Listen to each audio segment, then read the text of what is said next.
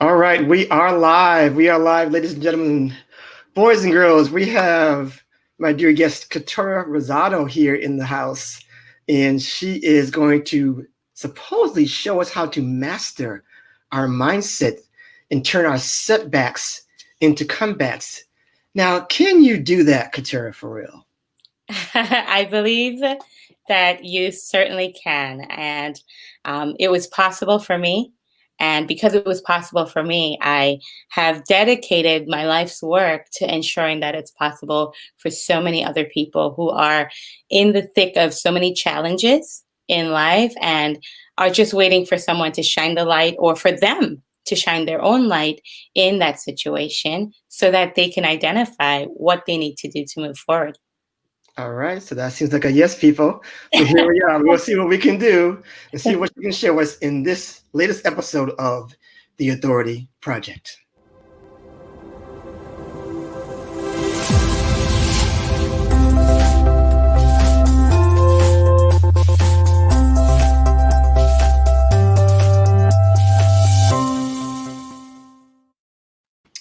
All right, we are back here from that crazy little intro. Wonderful. So, Love it. I absolutely love it. so Couture, we're gonna have some fun today. It's a Friday Yeah. on this upon this airing for people who are on live now or will see the replay. So, tell us, Couture, first of all, who you are personally and then professionally. Okay. So personally, I am uh, an island girl at heart. I came to America when I was 16 years old. So I've been here in this country, this amazing country, by the way, for the last 22 years. And it has truly been home in more ways than I can imagine. In this beautiful place, I've had the, I guess, privilege of saying that I've been able to get married twice. But the Hmm. second one was definitely a hit for me. And the first one was as well. I produced four beautiful children out of that marriage, and I learned and grew a lot. I really grew through that time. On the professional level, I am a mental health practitioner who also works as a mindset coach, specializing in women's empowerment through intuition, intrinsic motivation, and healing of issues within the tissues. There are so many angles that in the field of mental health and in the world of mindset work that you can go. But this is specifically important to me because one of the things that I identified within my own personal development were some of these very areas where I had many, many of those, again, issues within the tissues that were tucked away and were my defense mechanisms for going through life. But until I was willing to take a look at some of these challenging areas that were creating a lot of roadblocks in my life and do the necessary work. A lot of it was suffering work, but it was necessary. Until I was able to do that, I just kind of went around and around and around in a vortex of experiences that really did not define my true character and that uncompromised identity that I believe each person has the capacity to live in and to be grounded in. So in a nutshell, so that's the angle that I come from, and so a little bit of personal, but a lot of professional, and the work that has been done through the academic acumen and from the professional acumen. I bring all of that into my work to inform the work that I do with clients. Okay, great. So a big part of this whole episode is turning your setbacks in turning it into comebacks. Tell us more about your story, Katara. So Dig deeper with us for a dig while. deeper. Let us know about you. Okay. So I'm one of these people who gets very transparent very quickly. This Mhm. is one of the skill sets that I've harnessed. And in my work, I really endeavor to do that with clients because I find that we typically have a lot of these surface conversations. And, sometimes the questions are asked to us. How are you doing? What's going on? And we say, I'm fine, I'm good, but inside we are crumbling. Um, we are crumbling to bits and pieces. And I found myself at that place in life about 7 to 8 years ago. I was doing well professionally. I was on my way to making six figures. I had just transitioned from being a high school teacher to getting a corporate job. So that kind of shifted things for me where, when you're a teacher, you're not getting paid. Everybody knows that. You love the work that you do. You love the kids. You love the impact. But income, was something that would have been nice. And I happened to stumble upon an opportunity in corporate America that was beautiful. However, I was uh, I was at the most bankrupt time of my life when I was making the most money. And that is something that a lot of people experience. And what was mostly bankrupt for me was the willpower to continue in my marriage. Um, and unfortunately, a lot of events happened around that first marriage that ended it. Within a year, I went through this. Oh my! I think I call it. I have a name that I call it, but just for the sake of time, I won't. I'll just. Go ahead. Go ahead. I'll call it what it was. I went through what I call a YOLO spree, and it lasted just a year. But when I got remarried, I had to identify a lot of pieces within myself where there was a lot that was showing up for me again in a brand new marriage. And so obviously, it made it quite apparent to me that some of the issues that I thought were external were actually internal issues. And within the first 5 months, it had gotten to the point where I could have, my marriage could have potentially ended. And the man that I am married to, thankfully, he looked at me, and when I said to him, hey, if you want a divorce, I completely get it. You can, you go your way, I'll go my way. I had been married before. So the fear of divorce and the big taboo around something ending for me was like, okay, I can handle that. You just, maybe start over again. But my husband looked at me and he said, you're my wife. Why would I do that? And it was a very simple, just a very simple response that he gave to me. He said, you are my wife. Why would I do that? But what that did for me is that it shone a light in a place that I had never really given myself permission to look. And I tell people all the time, and from the work that I do, you can tell that I am very heart-centered, social work, teaching, those jobs are heart-centered work. And in my case, I describe myself as the Mother Teresa to everybody, but I was Medusa to myself.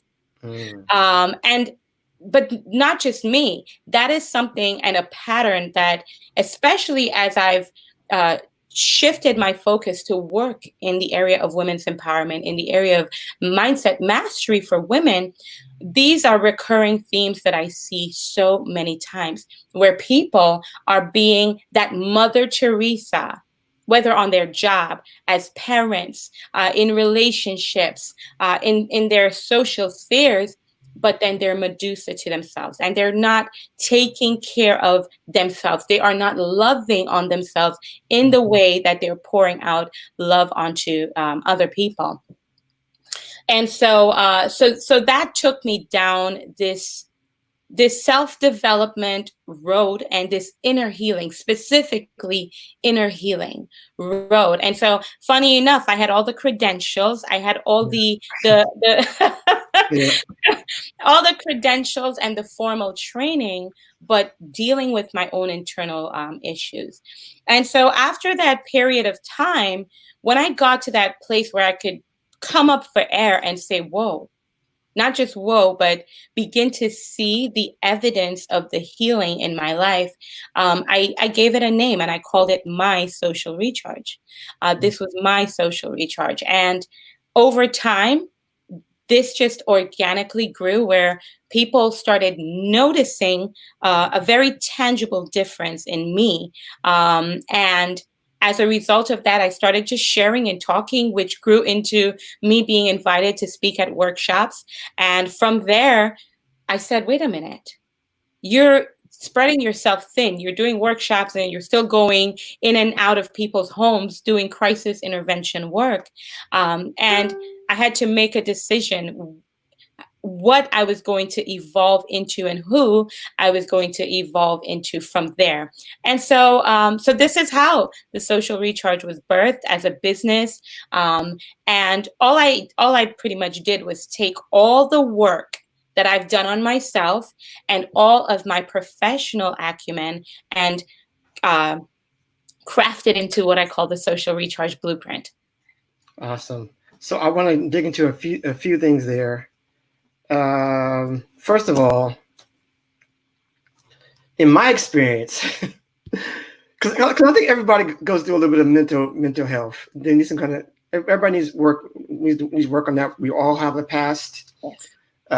We all have things that are, that we're struggling with. Mm-hmm. And I think that if we're really true to ourselves, there's still issues that they don't really go away, right? They don't really go away, mm-hmm. but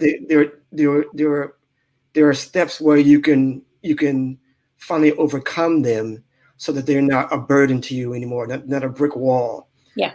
Tell us like right now, step by step, what you do for people who've had those setbacks are still coming up or still trying to deal with those setbacks in their lives, how to come back from that. What is your step-by-step process for them? Okay. And so I would love to tell you the step-by-step process, but can I just preface it with Sure. a set of thoughts? Sure. Okay. So one of the things and I try to make things as simple as possible. I don't try to bring in a whole bunch of terminologies and things that people won't remember. I try to frame it in a way that somebody could say, yeah, I can totally get that. I see that. That's me. So, there are two frames of mind that we come from. And the first frame of mind is to be condition based, right? So the conditions around me are determining what I'm going to think and how I'm going to react. Okay. However, you can be freedom based. And so when you are freedom based, and this is a lot of me condensing my work so that we can fit the time. But so to be condition based, what does that look like for somebody? That looks like them being reactive. Okay. Mm-hmm. Completely reactive to the situations around them and not being able to be grounded, to be centered, to identify solutions in the midst of crisis. One of the things I say is that you can turn any crisis into a celebration for good. And people go like, what? Turn a crisis into a celebration? Yeah. It is absolutely possible, but it is only possible when implemented correctly and when really one is seated and grounded in the right frame of mind. Now, there are so many frames of mind that we can have. And when you think from a subconscious level, your subconscious doesn't know. It doesn't know what's real and perceived at the moment. So when you're feeling these emotions, when you are in the emotions that you're in, your subconscious is experiencing and re-experiencing those things. And these are some of the areas that we re-traumatize ourselves. Conditionally re-traumatizing ourselves. And so when we kind of take that shift and we go from being condition-based to freedom-based, this is where we begin to identify the faculties that we have to stay awake. And what does it mean to stay awake for me and within the work that I do, and especially within mindset work, is that from my experience, personal and professional, I've seen that many of us, we kind of go through life sleeping. We get to a point, and I'll tell you, without going into too much details about my own personal life, I had gotten to a point in my life where I was like, how the hell did I get to this point? Like, how in the world? And I just coined it as my YOLO spree, but we're adults, so I'm sure you can kind of figure out. I think we've all been there. Like, how did I get here? Yes. Yeah. And so, the practices and the steps that I'm about to give you, what it ends up doing is it gives you that power to keep your spirit and your consciousness awake. And so the way I frame it is, number one, we have, well, not number one, but overarchingly, we have to be in presence, right? Be in presence with ourselves, be in presence with our heart, be in presence with our spirit, so that we are operating from a higher standard, a higher level of consciousness, a higher level of operation. And so I have 4 basic systems that I teach within the social recharge. And within those systems, it's, I aspired to be an A student when I was, in high school and college. So, so it's, it's all in. It's all in. But these systems can only be implemented in our lives when we make some shifts. And so to answer your question, you want to shift your attention. You want to shift your awareness. You also want to shift your application. And then finally, the area of accountability. So those 4 areas within the social recharge blueprint, this is where we comb through and we identify the areas where attention, awareness, application, and accountability are either working for that individual or not working for the individual. Where are they being condition, where the conditions around them are impacting their attention, their awareness, their application, and their accountability, and where they can make that shift to turn it around to a freedom-based response. Now, for anybody who's listening and who may say, well, Keturah, I'm not going to have any time to work with you. I want to kind of dig in and understand a little more. What does that look like? The simplest way to make that work for you is you ask yourself on each system one specific question. So question for shifting your attention would be, what am I doing? And this is that coming awake period, right? What am I doing? Many times we just are doing because we're accustomed to doing it. We're doing it because it's been, again, conditioning. So that word conditioning shows up for me so very much. I sound like a broken record. But by the time people are done working with me, the one thing they know is, whoa, am I being condition-based or am I being freedom-based? And the idea of being free and unbothered, that it sounds, so like that urban kind of thinking, right? I'm free and I'm bothered. But really, that is where we need to be, free and unbothered by the circumstances around us, free and unbothered by the situations, because then you really are the capacity that you need. It's really in you. So, and I'm kind of jumping ahead of myself. So let me go back to No worries. Go ahead. So let me go back to the questions. So when you talk about shifting your attention, and so with each domain that we're going through, with each system, there's a lot of combing through and a lot of work that's involved. But asking yourself, what am I doing? This is something that anybody who's listening today who is dealing with a specific challenge, right? They can ask themselves, what in the world am I doing? And when they answer that question in the seat of truth, you cannot do this without being honest with yourself. You cannot do this in denial. You cannot do this in a place of cognitive dissonance. You cannot, because when you do that, you are depriving yourself of the solutions that are right there in front of you, the solutions that are right there available to you, right? Now, number 2 question would be for awareness. What am I supposed to be doing? And this is where we go into a lot of the meta cognition, the meta thinking, let's really understand what we're thinking and let's think on that. Let's inform our thinking of our thinking. And I know it sounds very redundant, but it's really not. And this is where we go from that subconscious way of just consistently doing what's not serving us in our higher selves. And we come up. We come up and we look outside of the situation, and we begin to mirror for ourselves what's really going on. What am I supposed to be doing? The third question is on the application piece. How can I fix it? Now, when I started within the social recharge, we were all about fixing it. But one of the things that I've observed with some of the clients that I'm working with, it's that they're so fix it oriented that they forget to feel it. And so that how can I fix it? There's a duality in feeling it. And then the fourth system, which is accountability. What happens if I don't?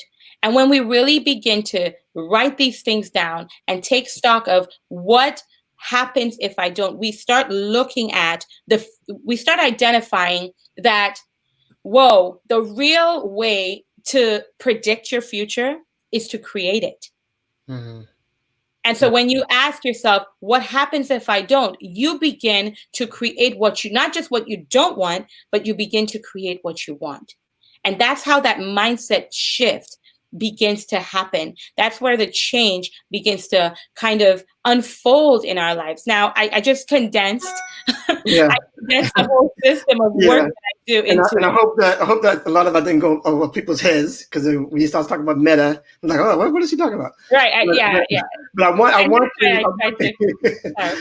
to go back to your big word, which is conditioning, because I think that it's even if you're looking right in our current state now in the pandemic, social unrest, there's a deep need for some people just to get back to where they were. Yeah. And I see that, and I've been trying desperately in my Facebook group, the Authority Business Academy, if people want to go in there, about this defining moment. Yeah. Like, you have this time to make an incredible shift in your life if you see it right now. Can you just explain that more about this time period, what people can do right now? Because I see there's still a conditioning to just go back to where things were. I want to get out. I want to go back to my job. I want to get new jobs. And it's just like a conditioning of being normal. Can you show people that? Can you show people where there's a conditioning even in that thinking?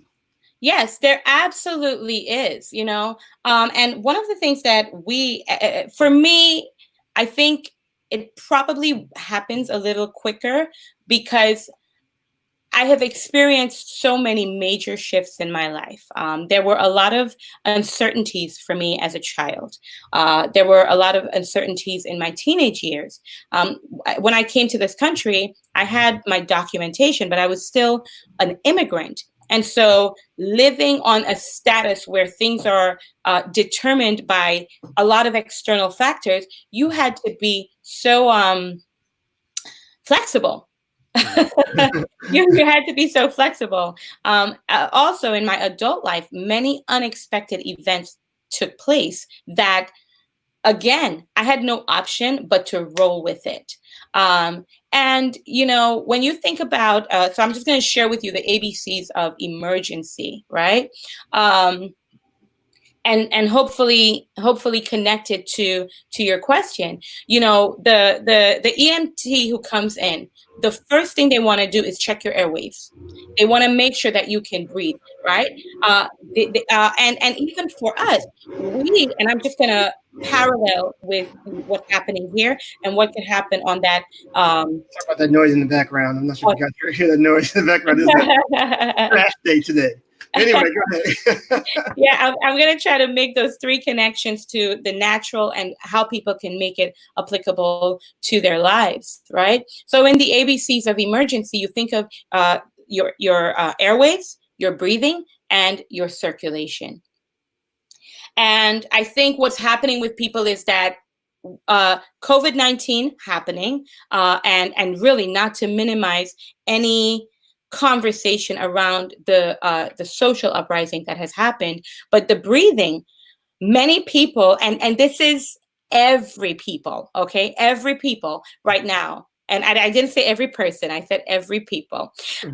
In some way, shape, and form feels like their breathing is being constricted because we've been made alert, like, whoa, oh my goodness. For some people, it's like, whoa, this is going on still.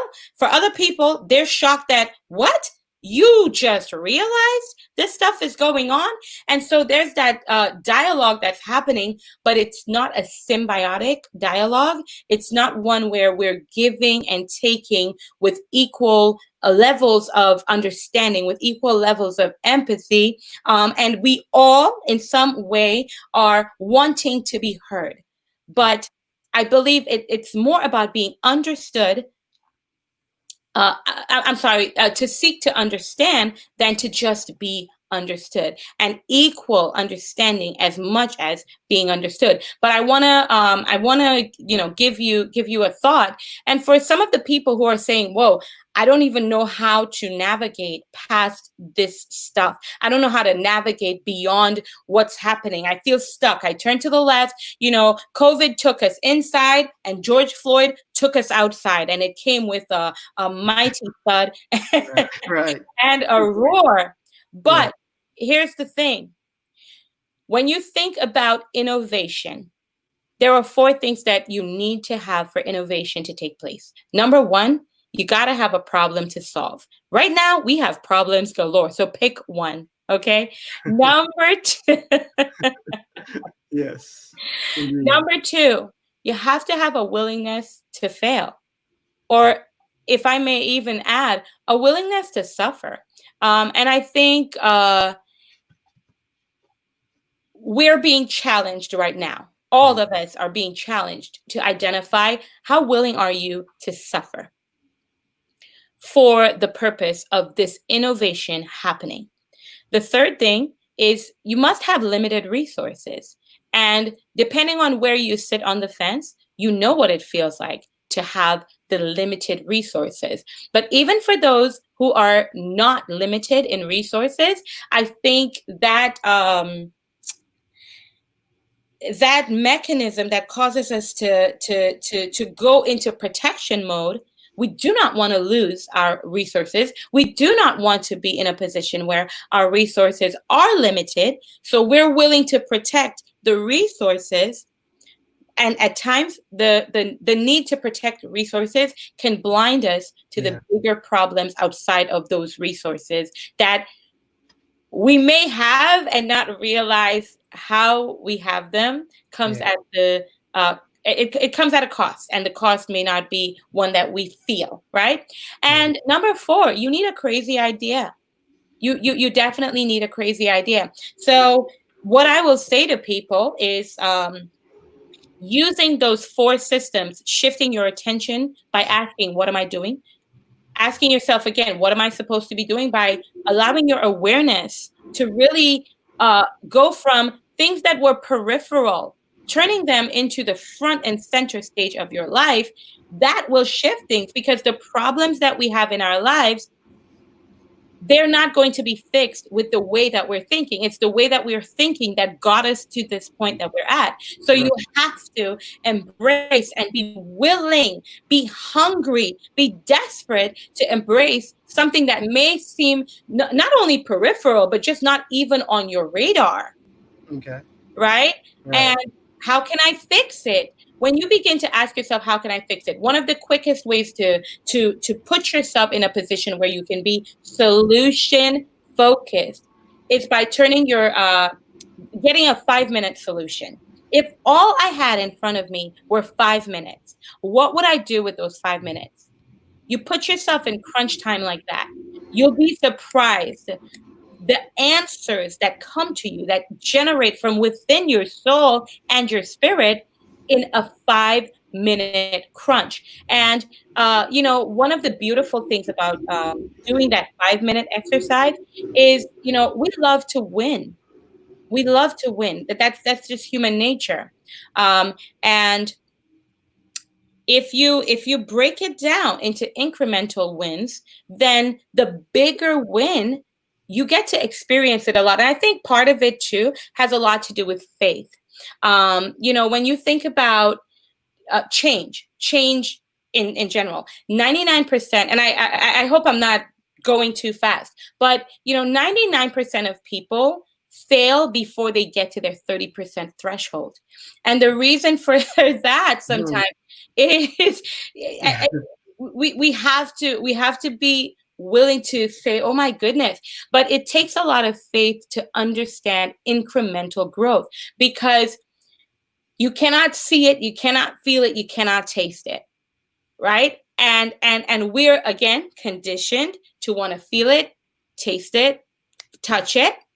And that gratification, the need for that instant gratification, it's sometimes there. So if you break things down into smaller increments where you can create that sense of winning within your mind, within your brain capacity, then you are releasing many of the hormones that push you to even move forward, to go further and to go faster. So for people who are thinking, man, I don't know, you actually have the capacity within you. There are many problems to solve. You have a solution. And it takes a willingness to fail, a willingness to suffer, because it's only in that suffering that you're going to get past that 30% threshold. The limited resources, it puts you in a position where it's do or die. We still have we still have that instinct within us where we need, as human beings, to come up with solutions in dire situations. It's there. And so when we feed that need, then we come up with so many ideas that become the innovation of tomorrow, that become the innovation in our lives, in our marriages, in our relationships, on the job, in that big question that keeps us up awake at 3 a.m. in the morning. So we have it. We have it. Awesome. And we are, that is, I mean, you have so much to give. I can see it here. That it was incredible, Keturah. I didn't have to really have to say much today, which is great. Great for Friday. So awesome. So please, I hope you guys are taking notes here. Please, if you haven't, please do the replay. We're up against it, but please let people know, Keturah, where they can find you online to connect with you. So you can find me in two places, but I'll give you the one because that's where you can get a resource from me. If you go to KeturahRosato.com, KeturahRosato.com. I have a free cheat sheet that I give to my first-time guests, new leads, and Bold Power actually stands for something. So I'll just kind of quickly run through it.